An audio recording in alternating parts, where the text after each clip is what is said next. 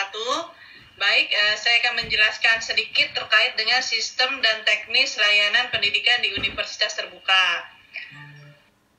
Yang pertama yaitu ini sudah kita lakukan, yaitu proses registrasi dan pembayaran. Ini memang layanan yang pernah kita lakukan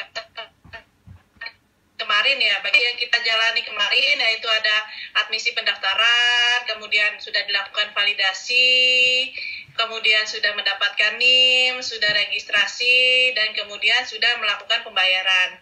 Untuk proses registrasi ini, seperti kita ketahui, semua bisa dilakukan di aplikasi sia.ut.ac.id. Itu yang pertama ya, keuntungan mahasiswa memiliki akun SIA, yaitu bisa melakukan registrasi secara mandiri ya, baik itu registrasi mahasiswa baru yang kemarin sudah dilakukan, kemudian juga sudah bisa melakukan untuk registrasi mata kuliah ya. Jadi alhamdulillah nih berarti semua teman-teman di sini sudah paham terkait dengan aplikasi SIA. Nah, kemudian yang kedua yang perlu saya ingatkan kepada mahasiswa adalah pada saat proses registrasi mata kuliah nanti ini ke depan juga jangan lupa mendownload buku ini ya, panduan kita dalam melakukan pembelajaran. Tadi seperti Bu Yati bilang bagaimana cara mahasiswa melakukan belajar cerdas dan sebagainya. Kemudian bagaimana cara mahasiswa bisa mengelola waktu belajar ya, kita pertama kali tuh harus download yang namanya kalender akademik terlebih dahulu gitu kan.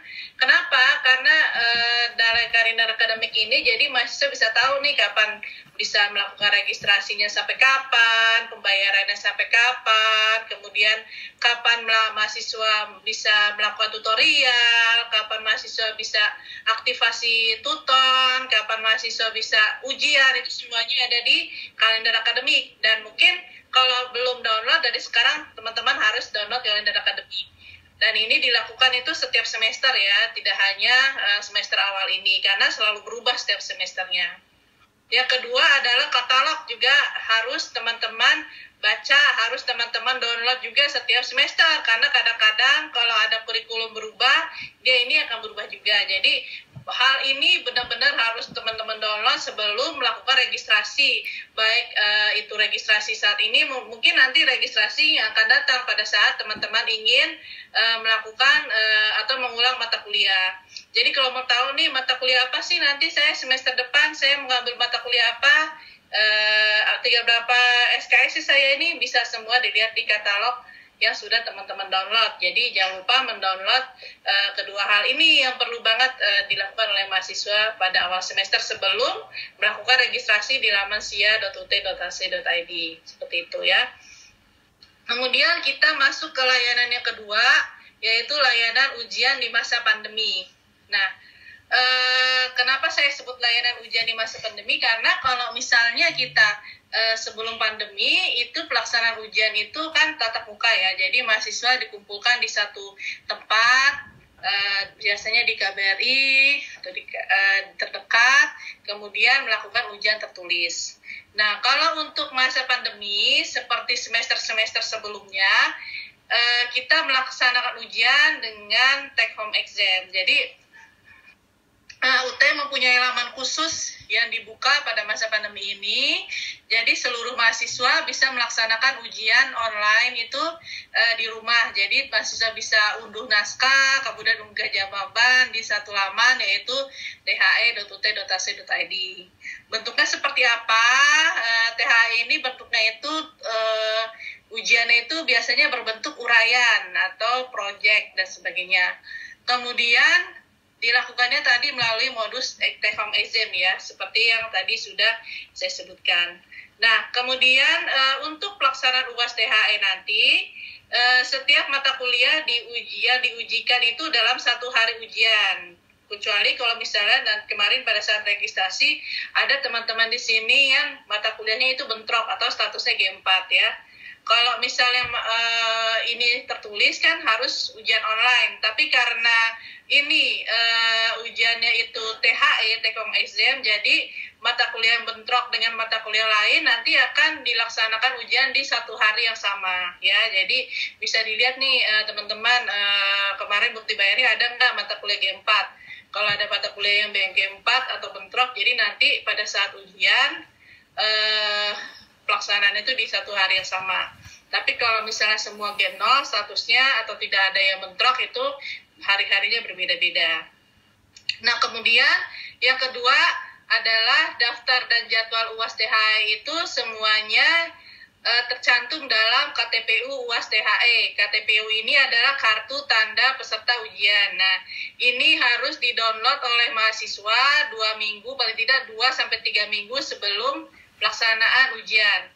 Nah, untuk mendownload KTPU ini juga dilakukan di sia.ut.ac.id tadi ya, yang laman di mana mahasiswa melakukan registrasi. Jadi di SIA itu tidak hanya bisa dilakukan registrasi mata kuliah, bisa juga mencetak kartu tanda peserta ujian. Dan nanti kalau misalnya nilainya sudah keluar, teman-teman mencetak yang namanya daftar nilai ujian juga di SIA, yaitu ya. Jadi SIA itu tidak hanya untuk registrasi, tapi juga untuk cetak kartu peserta ujian dan juga untuk mencetak nilai mahasiswa setiap semester. Atau nilai keseluruhan, kalau misalnya nanti teman-teman mau melihat nilai keseluruhan semester nanti, bisa lihat juga di aplikasi SIA. Jadi jangan sampai teman-teman lupa yang namanya password SIA. Betul-betul dicatat itu ya, jangan sampai lupa. Karena itu nanti berguna sampai teman-teman lulus nanti ya. Itu untuk aplikasi SIA. Ya SIA. Kemudian ketentuan pelaksanaan ujian yang tadi seperti saya sampaikan, bahwasannya mahasiswa harus mengdownload sendiri nih naskahnya di laman the.ut.ac.id sesuai mata kuliah dan jadwal yang ada di KTPU. Nah, laman THE ini tidak bisa dibuka di luar dari jadwal yang tercetak di KTPU ya. Kemudian yang kedua, mahasiswa tidak dapat mengunggah BJU tanpa mengunduh terlebih dahulu. Nah, jadi pastikan teman-teman sebelum mengunggah itu sudah benar-benar mendownload naskah ujian. Jadi jangan menggunakan naskah temennya ya, kalau misalnya nanti gagal di download karena tidak bisa diunggah BJU-nya. Kemudian yang ketiga, mahasiswa mengunggah jawaban BJU dengan disertai dengan surat pernyataan. Nanti pada saat ujian juga akan di-share juga nih surat pernyataan dan cover BJU. Kemudian setelah itu jawaban juga bisa ditulis tangan atau diketik, kemudian nanti diunggah juga di laman the.ut.ac.id. Jadi the.ut.ac.id ini tidak hanya unduh naskah tetapi juga mengunggah jawaban. Dan kalau berkaitan dengan pelanggaran, UT ini tidak hanya ini banget ya, kalau untuk mencontek, tetapi juga yang namanya joki juga diberikan hukuman berupa nilai yang tidak lulus atau nilai mata kuliah E.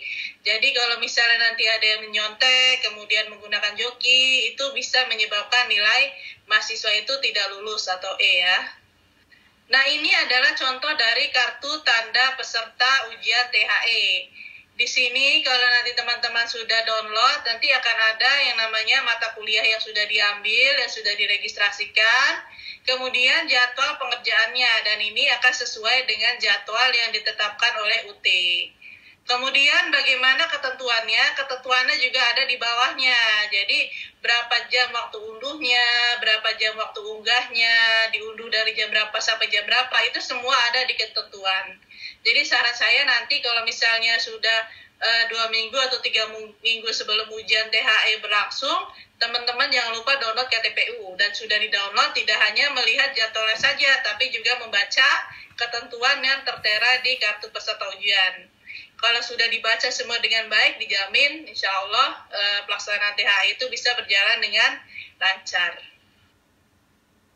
Nah, kemudian kita mengenal yang namanya ujian online. Nah, ujian online itu berfungsi untuk mahasiswa yang ingin mengulang mata kuliah. Misalnya semester ini ada yang gagal, mahasiswa bisa kita tawarkan untuk ikut ujian online, jadi atau ujian ulang, jadi hanya untuk ujian aja. Ada juga untuk ujian online apabila mengambil mata kuliah yang statusnya bentrok. Cuma nanti ini berlaku untuk pada saat sudah mulai ujian tertulis ya. Biayanya itu 150.000 per mata kuliah. Nah, mahasiswa yang ingin mengikuti ujian online nanti lapor kepada tim PPMLN untuk mengikuti ujian online tersebut. Syaratnya adalah kalau mau ikut ujian online agar dipersiapkan kayak laptop, kemudian HP yang sudah diinstal aplikasi Teams dan juga jaringan internet yang lancar. Karena dengan ini semua, kalau tidak ada salah satunya, maka ujian online itu tidak bisa dilaksanakan. Nah, untuk layanan akademik lainnya, UT juga menawarkan yang namanya ahli kredit. Jadi kalau misalnya ada mahasiswa yang dari perguruan tinggi lain, itu mata kuliahnya itu bisa dialih kreditkan ke UT. Kemudian ada juga dari alumni UT atau mungkin pindah program studi ya dari UT ke UT ya. Nah, kalau untuk mengikuti layanan ahli kredit ini, maka mahasiswa harus daftar di UT dan kita punya laman sendiri, yaitu rpl.ut.ac.id. Nah, itu pengajuannya itu bersamaan dengan mahasiswa melakukan registrasi pertama, itu untuk ahli kredit ya. Kemudian yang kedua yaitu untuk layanan pindah UPBJJ. Nah, kalau untuk layanan pindah UPBJJ adalah layanan yang diberikan oleh mahasiswa apabila misalnya nanti 2 tahun atau 3 tahun lagi mahasiswa ini pindah ke Indonesia ataupun pindah ke negara lain, itu bisa lakukan pindah UPBJJ. Caranya bagaimana? Mahasiswa hanya mengisi form pindah, kemudian nanti datanya itu bisa juga ke kita, nanti kita akan terusan ke bagian registrasi, nanti di sana akan proses pindahnya. Jadi nilai-nilai yang sudah teman-teman ambil di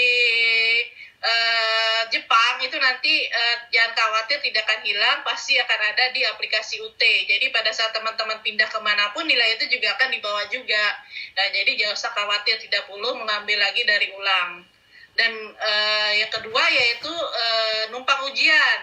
Nanti kalau misalnya ada ujian yang itu tertulis ya, kalau sudah tidak pandemi lagi, UT menerapkan tertulis kembali, mahasiswa bisa mengajukan numpang ujian apabila pada saat jadwal ujian itu teman-teman tidak berada di Tokyo, misalnya ya berada di Indonesia atau mungkin berada di daerah lain, atau mungkin kan Tokyo ini kan ada dua, ada yang di Tokyo, ada juga yang di ini ya, ada yang di lupa lagi, pokoknya di satu daerah lagi. Kalau misalnya ingin berpindah negara itu bisa juga mengajukan numpang ujian, tapi tidak bisa langsung ya, paling tidak sekitar 3 mingguan atau 1 bulan sebelum ujian itu harus lapor ke kita, jadi untuk kita juga numpang ujiannya.